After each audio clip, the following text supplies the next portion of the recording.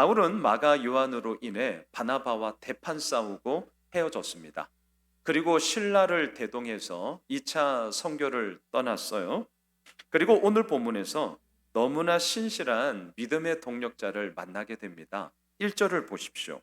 바울이 더베와 루스드라에도 이름에 거기 디모데라 하는 제자가 있으니 그 어머니는 믿는 유대 여자요 아버지는 헬라인이라. 자, 루스드라 기억나셔야 됩니다.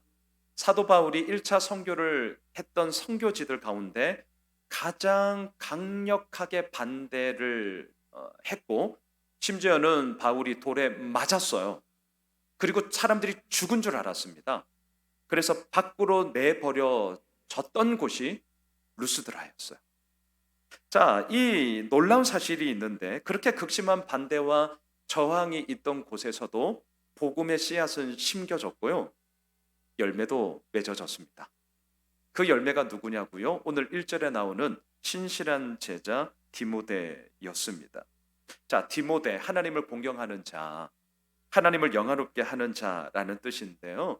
디모데는 부모님을 보면 어머니는 유대인, 아버지는 헬라인, 이방인이었습니다. 또한 자막을 한번 보셔요.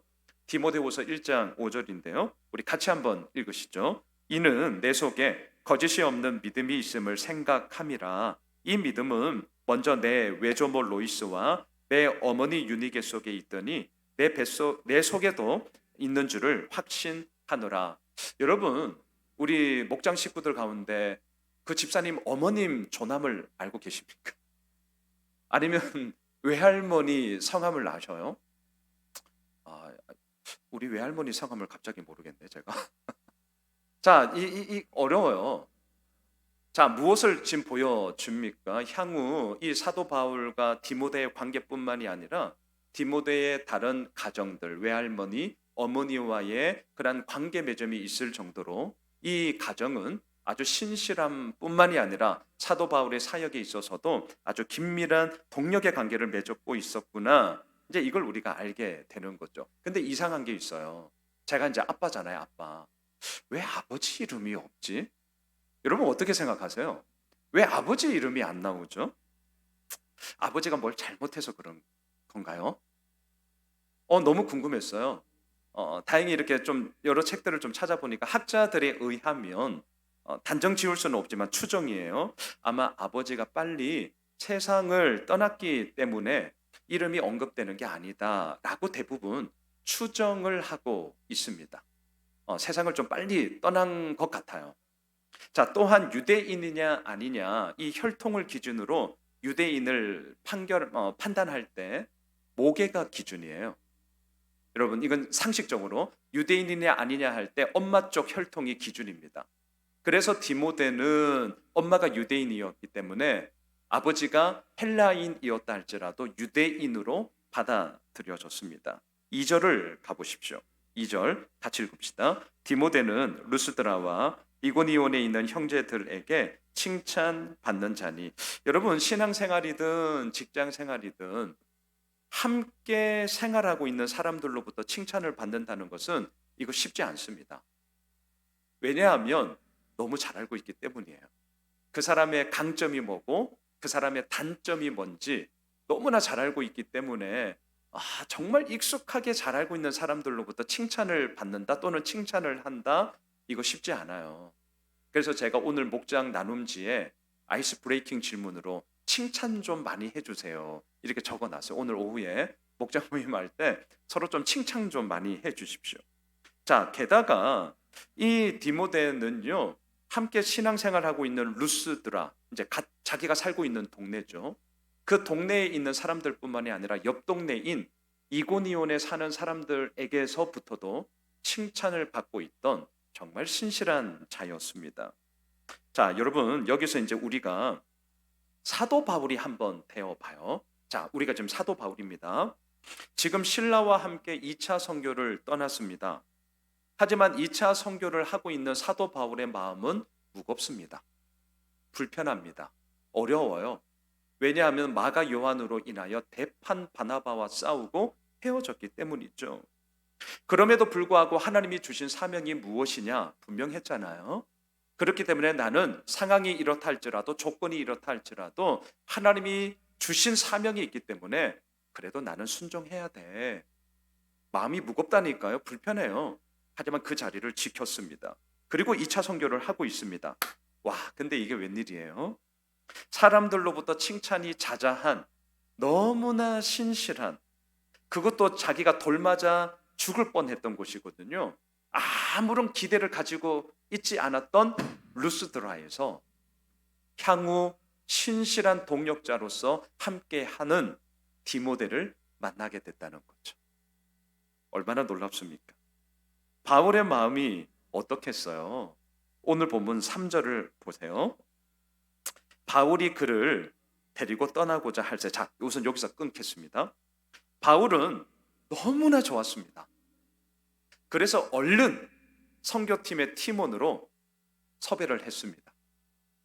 그리고 이때부터 바울과 디모데는 한 팀으로 계속 사역을 해요. 참고로 디모데를 얼마나 좋아했냐면 사도 바울이 신약 27권 가운데 몇 권을 썼죠? 아시는데 대답 지금 안 하시는 거죠? 13권을 썼잖아요. 그 13권 가운데서도 가장 마지막, 진짜 자신의 유언과 같은 그러한 편지를 썼던 것이 디모데 후서예요. 디모데 후서가 사도 바울의 유언과 같습니다. 그걸 누구한테 썼냐고요? 오늘 만나는 디모데에게 썼단 말입니다. 자, 지금 사도 바울의 마음이 보이셔야 돼요. 무겁고 불편하고 너무나 힘겨운 가운데서도 전혀 기대하지 않았던 루스드라에서 하나님은 디모데를 만나게 하십니다. 그리고 그 디모데를 통하여서 상한 마음이 회복되게 하시고요. 이것뿐만이 아니에요. 앞으로 모든 향후의 동력 관계 속에 디모데가 얼마나 신실함으로 전적인 사랑과 신뢰의 관계 속에 디모데는 내 아들이다 라고 말할 정도로 하나님 나라를 위한 동력자가 되었죠. 자, 보세요.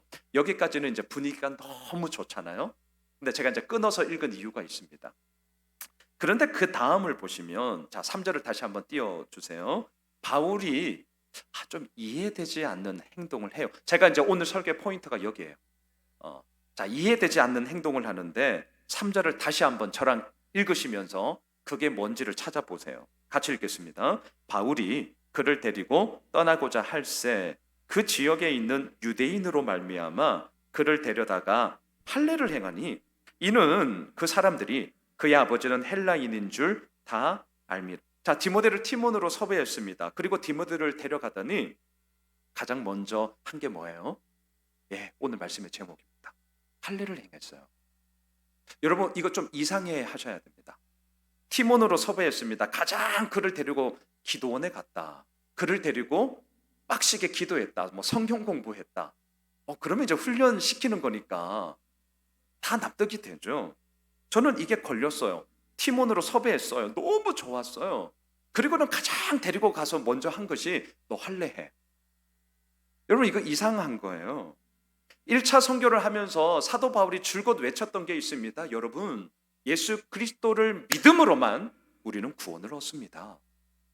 심지어는 예수 믿는 것으로 안 됩니다. 여러분, 할례를 받아야만 이 구원이 완성됩니다 라고 주장했던 유대인들과 경론이 일어났을 때 한치의 물러섬도 없었습니다.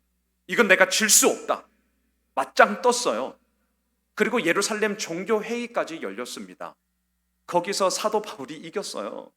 결론이 뭡니까? 여러분, 이방인들이 하나님을 믿고자 돌아올 때에 할례 때문에 이들에게 걸림돌이 되면 안 됩니다. 우리의 구원은 예수를 믿음으로만 이루어지는 것이지 할례를 받고 안 받고는 상관없습니다. 이게 결론이었단 말이죠. 그런데 그렇게까지 했던 사도 바울이 지금 뭐 하고 있냐고요? 디모데를 데려다가 할례를 하고 있어요. 그것도 가장 먼저 한 것이. 여러분, 이 부분이 어떻게 이해되세요? 앞뒤가 똑같아야 되잖아요. 근데 앞과 뒤가 너무 달라. 우리는 질문하게 됩니다. 왜 이러지? 사도 바울이 왜 이러는 걸까? 자, 여러분, 진짜 바울이 왜 이러는 것일까요? 3절을 자세히 보시면 실은 답이 나와 있어요. 자, 3절 중반을 보십시오. 그 지역에 있는 유대인으로 말미암아. 자, 여기서 그 지역이란 사도 바울이 2차 선교지로 이제 가려고 했던 모든 곳입니다. 그리고 그곳에 유대인들이 있는데요. 잘 보세요. 3절 마지막을 잘 보세요.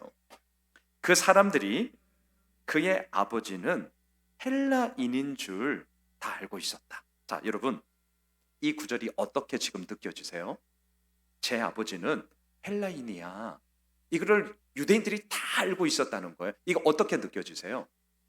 이렇게 질문해 볼까요? 뭔가 이 구절이 따뜻함으로 느껴지십니까? 아, 그렇구나. 이해 가운데 디모데를 이렇게 용납하고 받아들이는 것으로 느껴지세요?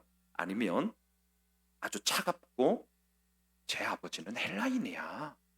자, 지금 이 뉘앙스가 느껴지세요? 아주 차갑고 쎄한 느낌으로 받아들여지십니까? 전자예요, 후자예요?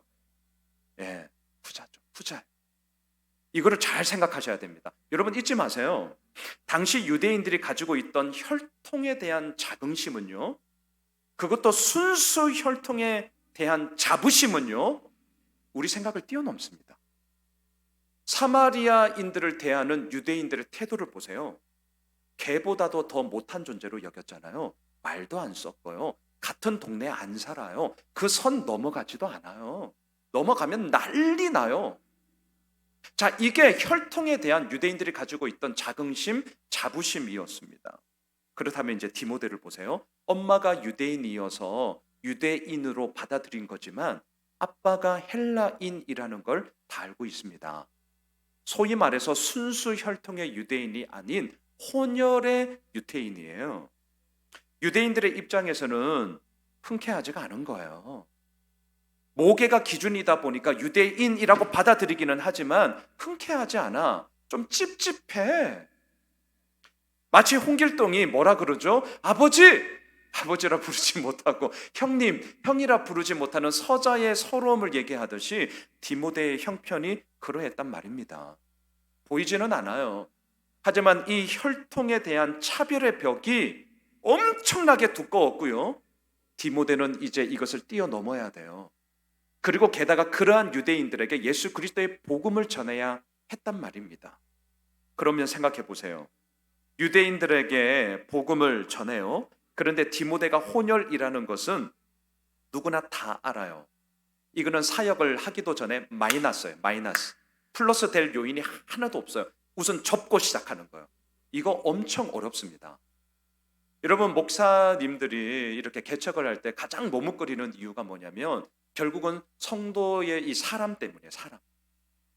저희 교회는 분립개척을 했어요. 분명히 시작할 때 이 굴릴 수 있는 이 눈덩이가 다른 맨 땅에 해당하는 목사님들과는 사실 달라요. 네, 저는 그걸 인정합니다. 그리고 그것을 인정하기 때문에 저희 교회도 그것에 대한 흘려보냄을 반드시 할 거예요. 이거는 이 접고 들어가느냐 먹고 들어가느냐는 이거 현실에 있어서 엄청난 차이를 가져와요. 지금 디모데는요, 접고 들어가는 거예요. 게다가 지금 디모데는 할례도 안 받았어. 어떨 것 같습니까? 여러분, 지금 복음을 전한다는 것이 하늘에 붕붕 떠다니는 얘기만을 하는 게 아니에요.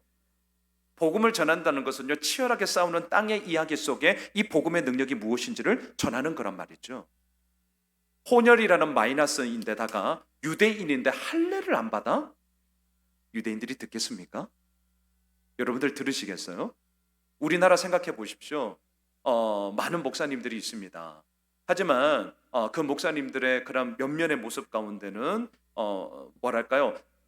어디 신학교 어디 나왔어? 이제는 우리가 제도적으로 그 범위 안에 이미 들어가 있잖아요. 근데 그 목사님의 그런 이력에 있어서 뭔가 좀 찝찝해. 뭔가 좀 클리어하지를 않아.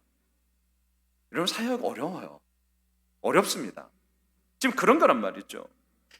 디모데는 선교를 하기도 전에 유대인들과 접촉점을 가질 수 없습니다. 복음의 복자를 전하기도 전에 유대인들은 얘기할 겁니다. 너나 잘해라. 너 유대인이라고? 너 할례 받았니? 안 들어요, 안 들어요. 사도 바울은 알고 있었습니다. 디모데의 치명적인, 정말 하나님의 나라를 위하여 복음을 전하고자 하지만 그의 치명적인 마이너스, 약점이 뭔지를 알았어요. 그래서 할례를 시키는 겁니다. 왜?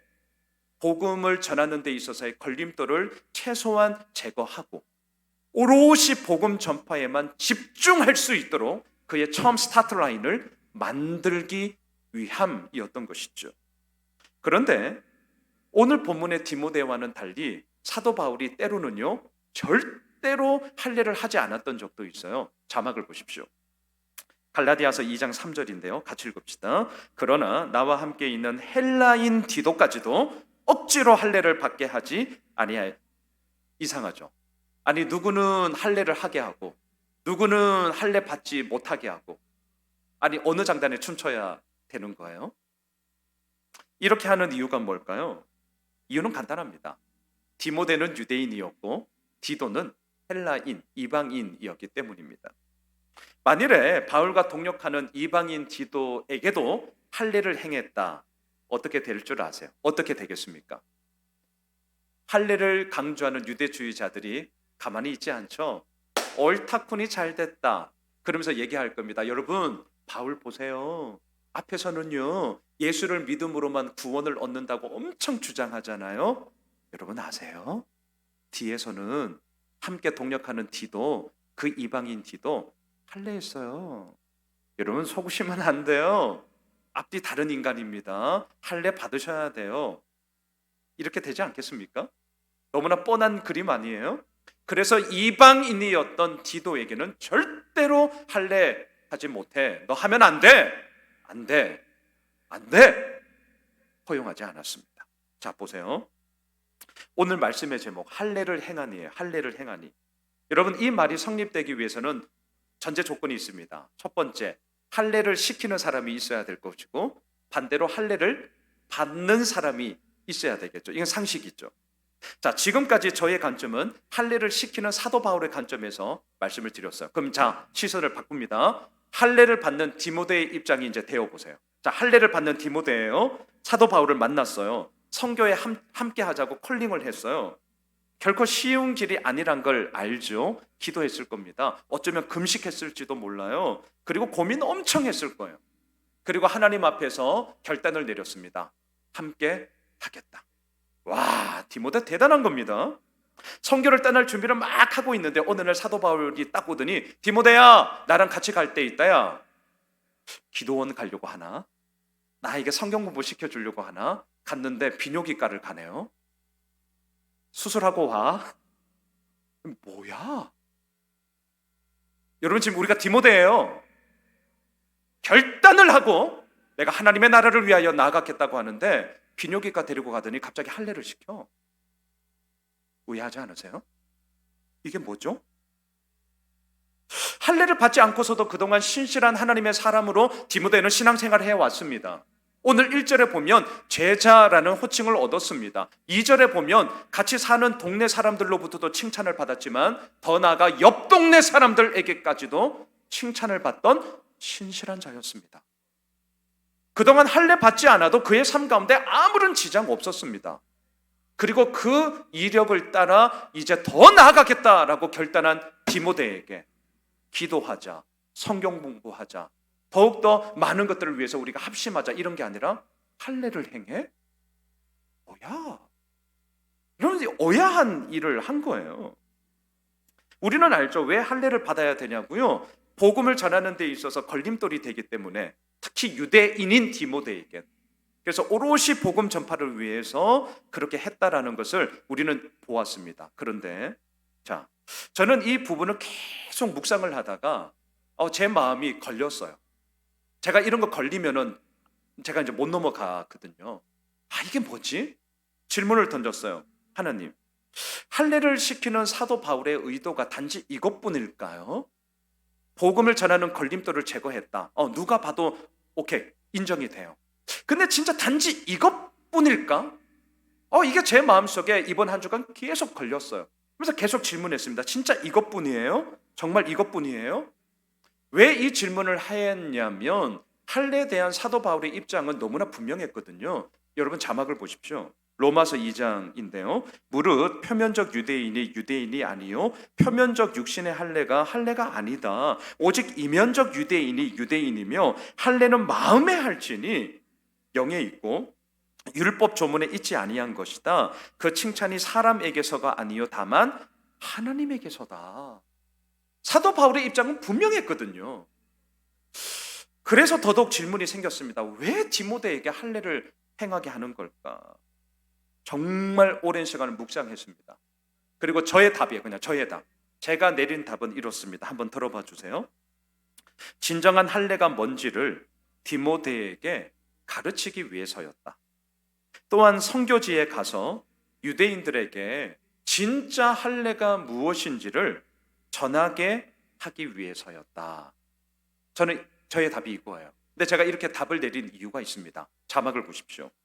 성경에서 처음으로 할례가 언급되는 본문인데요. 여러분, 향후에도 이 본문은 꼭 좀 기억해 주시면 좋겠습니다. 우리 창세기 16장 16절과 17장 1절 함께 읽읍시다. 시작. 하갈이 아브라함에게 이스마엘을 낳았을 때에 아브라함이 86세였더라. 아브라함이 99세 때에 여호와께서 아브라함에게 나타나서 그에게 이르시되 나는 전능한 하나님이라. 너는 내 앞에서 행하여 완전하라. 자, 이 구절을 계속 좀 띄워주세요. 그냥 아브라함이 86세에 하갈을 통해 이스마엘을 낳았지만 하나님의 방법이 아니었습니다. 그리고 하나님은 엄중하게 심판합니다. 어떻게? 13년 동안 아무 말씀 안 하세요. 여러분, 13년. 어떻게 13년을 아냐고요? 16장 16절에 그의 나이 86세. 그리고 17장 1절에 그의 나이 99세예요. 13년 동안 아무런 말씀을 하지 않으세요. 그 침묵의 시간이 있어요. 그리고 13년이 지나서야 하나님이 아브라함에게 다시금 나타나셨어요. 그리고 가장 먼저 첫 번째로 하는 말이 뭐예요? 나는 전능한 하나님이다. 이거 잊으시면 안 돼요. 그 많고 많은 말이 있을 텐데 13년의 침묵을 깨고 제일 먼저 하시는 말씀이 나는 전능한 하나님이야. 왜 이 말씀을 할까요? 아브라함이 하나님의 전능하심을 믿지 못했으니까. 13년의 침묵을 깨고 말씀하세요. 그리고 연이어 말합니다. 너는 내 앞에서 행하여 완전해라. 그러면서 명령하신 게 할례였습니다. 자막을 보십시오. 17장 10절 11절 너희 중 남자는 다 할례를 받으라. 이것이 나와 너희와 너희 후손 사이에 지킬 내 언약이다. 너희는 포피를 베어라. 이것이 나와 너희 사이의 언약의 표징이다. 여러분, 성경에서 할례가 처음으로 언급하는 장면을 제가 같이 보았습니다. 자, 성경에서 말하는 할례란 뭐냐? 단지 남성의 포피만을 자르는 것, 이거 아니에요. 이것만이 아닙니다. 성경에서 말하는 진짜 할례란 뭐냐? 나는 전능한 하나님이다. 하나님의 전능하심을 믿어야 했건만 믿지 못했던 나의 불신앙을 끊어버리는 게 진짜 할례예요.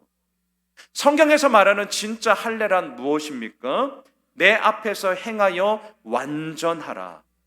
어디를 가든지 무엇을 하든지 하나님 앞에서 온전히 행하겠다는 믿음의 결단이 성경에서 말하는 진짜 할례란 말이에요. 그래서 사도 바울은 얘기합니다. 표면적 유대인이 아니라 마음의 할례를 받은 자가 진짜 유대인이야. 이게 뭔 말인데요? 나는 전능한 하나님이라 하나님의 전능하심을 믿고 나의 불신앙을 끊어버리는 거예요. 그게 진짜 할례라니까요. 진짜 할례란 뭐냐고요? 너는 내 앞에서 행하여 완전해. 어디를 가든지 무엇을 하든지 하나님의 사람으로 온전히 행하고자 몸부림치는 것, 이게 진짜 할례란 말입니다. 말씀을 정리하겠습니다. 지난주가 대학 수시 원서 넣는 주간이었어요. 우리 이 자리에 우리 윤성이 엄마도 계시고 태종이 엄마도 계시고 지민이 엄마도 있고 세준이 아빠도 있네요. 첫째가 항공 계열로 대학 가기를 원하고 있어요. 원서 언제 넣을래? 빨리 넣기는 싫대요. 언제? 목요일 밤에 넣고 싶대요. 그래라. 목요 제자반을 마치고 집에 갔더니 한 9시 반 정도 되었습니다. 제가 올 때까지 기다리고 있었어요. 원서 넣을 세팅을 딱 해놓고 컴퓨터 앞에서 아빠 원서 넣어야지. 그래 넣어라. 이미 뭐 가려고 했던 곳은 다 준비를 했어요. 컴퓨터 앞에서 아들은 이제 원서 열심히 쓰고 저는 옆에서 있다가 카드로 열심히 결제해 줬습니다. 자, 금요일 저녁이었어요. 금요일 저녁. 지원한 대학들 최종 경쟁률이 나왔어요. 와, 어떤 곳은 19.5대 1, 어떤 곳은 3.5대 1. 이왕이면 경쟁률이 낮으면 좋겠다. 모든 수험생들 부모의 마음 아니겠어요? 하지만 현실은 그렇지 못했습니다. 우리 아들 원하는 대학에 합격하면 좋겠는데 부모 마음 다 그렇죠. 그런 마음으로 이렇게 있다가 우리 아들이 그 생활기록부 생기부 그 최종 하여튼 완성본을 이제 갖고 온 게 이렇게 식탁에 있었어요. 완성본을 제가 보지를 못했어요. 그래서 그때 이제 눈에 들어오길래 한번 보자 이렇게 봤어요. 여러 내용들 가운데 그 중에 이제 세부 저도 봐야 돼요. 자, 세부 능력 특기 사항이라는 게 있어요. 옛날하고 너무 달라져가지고 저도 잘 모르겠어요. 근데 하여튼 이런 겁니다. 각 과목의 선생님들이 이 친구에 대해서 이제 평가를 한 거예요. 과목 선생님들이. 제가 우리 아들 1학년부터 3학년 1학기까지 그냥 눈을 축축축 봤어요. 뭐라고 했나? 읽는 가운데 반복적으로 이렇게 공통적으로 나오는 게 보였어요. 제가 오늘 우리 아들 허락을 맡았습니다. 저 일방적으로 하지 않아요. 아들 허락을 맡고 있는 그대로 다는 아니고 제가 좀 읽어드릴게요. 자, 영어쌤이 이렇게 썼어요. 영어쌤. 성실한 태도로 수업에 참여하고 매시간 제시하는 학습 활동을 열심히 하며 완성하는 것이 인상적임. 수학원, 수원쌤. 문제 풀이하는 시간에 적극적으로 임하여 원활한 수업이 이루어지는 데 기여함. 수투쌤. 항상 묵묵히 바른 자세로 수업을 경청하는 모습이 인상적인 학생임. 영어원. 반듯한 자세로 집중하며 필기하는 모습이 인상적임. 영어2. 수업에 대한 몰입도와 어떤 상황에서도 성실한 태도를 유지하는 자세가 훌륭함. 대체로 첫 줄의 내용이 거의 이래요. 거의 이래요. 그런데 그 가운데 가장 앞건이 하나 있었어요. 생명과학2. 항상 가장 똘망똘망한 눈빛으로 수업에 참여하는 성실한 학생으로 한 번도 피곤해하는 모습을 본 적 없는 열정적인 학생임. 이런 생각이 들었습니다. 근데 왜 성적은 중간이지? 집에서 실컷 자고 가니까 학교에서 피곤한 게 없나? 그런데 학교 선생님들의 이러한 평가를 보면서 사실은 그냥 아비로서 좋았습니다. 마음이 그냥 좀 뿌듯함이 있었어요. 그래도 목사 아들이 다르긴 다르네. 제 속으로 거의 이런 내용이 첫 줄이에요. 첫 줄. 그렇게 시작을 해요. 그래. 자, 여러분, 이런 내용이 대학 입시에 얼마나 경쟁력이 있을까요? 안타깝지만 그다지 경쟁력이 없습니다. 아주 냉정하게 말해요. 제가 지금 경쟁력이 있으려면, 인서울 하려면 성적 좋으면 갑니다. 성실이 아니고요, 성적 좋으면 갑니다. 엄연한 현실입니다. 그런데 제가 오늘 마지막으로 말씀드리고 싶은 게 있습니다. 분명한 게 있어요. 그렇다면 그리스도인으로서 이 땅을 살아가는 데에는 이러한 모습이 경쟁력이 있는가? 저는 확신합니다. 있습니다. 있어요. 대학 가는 데는 그다지 경쟁력 없을 거예요. 하지만 그리스도인으로서 이 땅을 앞으로 살아가는 데 있어서는 경쟁력 있습니다. 왜냐하면 우리가 오늘도 해야 할 할례는요, 표면적인 유대인의 모습처럼 남성의 포피를 잘라내는 그런 차원이 아니라, 비뇨기과 가는 게 아니라 내 마음과 내 정신과 내 삶의 태도에 있어서 나는 전능한 하나님이야. 네가 어디에 있든지 무엇을 하든지 너는 내 앞에 있음을 잊지 말고 네가 할 수 있는 한 온전함을 가지고 행해. 저는 늘 그렇게 생각하기 때문입니다. 그래서 우리 아들 격려 많이 해줬습니다. 네, 격려 많이 해줬어요. 사랑하는 예수오메실 가족 여러분, 할례를 행하니 나의 불신앙을 끊고 하나님의 전능하심을 믿는 게 진짜 할례예요. 할례를 행하니 어디를 가든지 무엇을 하든지 하나님 앞에서 온전히 행하는 게 진짜 할례입니다. 우리가 살아가는 이 세상, 제가 오늘 칼럼에도 썼어요. 경쟁률은 끝이 없습니다. 우리가 압니다. 대학 입시 몇 대 몇, 자, 대학 나와서 앞으로 살아가는 사회의 발판은 무한 경쟁입니다. 끝이 없어요.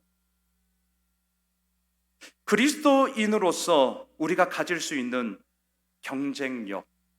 여러분, 경쟁률은 눈에 가시적으로 보이니까 혹할 수 있어요. 하지만 그러할수록 우리가 가져야 되는 것은 그리스도인으로서의 경쟁력입니다. 경쟁률에 허덕허덕거리지 마세요. 경쟁력 있으면 되는 거예요. 나는 전능한 하나님이다. 너는 내 앞에서 행하여 완전하라. 이것이 우리가 가져야 할 그리스도인으로서의 경쟁력입니다. 그리고 여기에서부터 우리는 출발하는 겁니다. 바라기는 하나님의 전능하심을 믿읍시다. 바라기는 어디를 가든지 무엇을 하든지 하나님 앞에 내가 서 있음을 알고 우리 온전히 행합시다. 진짜 할례 받은 자로 우리가 오늘도 살아갑시다.